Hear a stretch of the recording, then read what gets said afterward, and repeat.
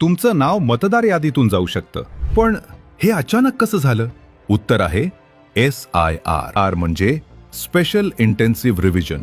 मराठीत मतदार यादीची विशेष आणि सखोल तपासणी. म्हणजे मतदार यादीत कोण जिवंत आहे, कोण स्थलांतरित झालंय, कोण नवीन मतदार आहे आणि कोणाची माहिती चुकीची आहे याची पडताळणी. समजा एका गावात 10,000 मतदार आहेत.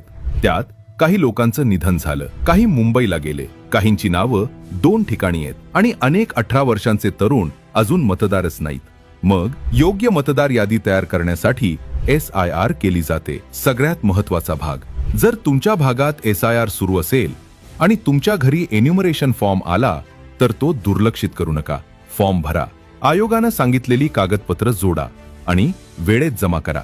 अचानक एक सरकारी कर्मचारी तुमच्या घरी येतो, माहिती विचारतो.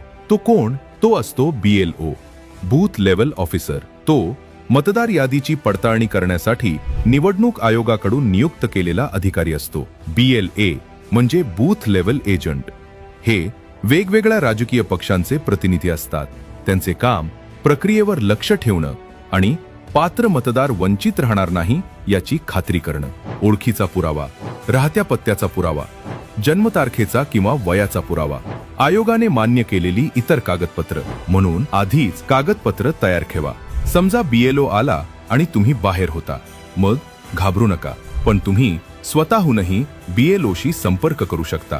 सोशल मीडियावर एक मेसेज फिरतो, SIR म्हणजे नावं कमी करण्याची मोहीम. ही गोष्ट अशी सरसकट म्हणणं योग्य नाही. SIRचा उद्देश मतदार यादी अद्ययावत करणं आहे. म्हणून अफवा नाही, अधिकृत माहितीवर विश्वास ठेवा. मतदानाचा अधिकार जपा आणि हा व्हिडिओ सगळ्यांना शेअर करा, म्हणजे सगळ्यांना ही माहिती कळेल.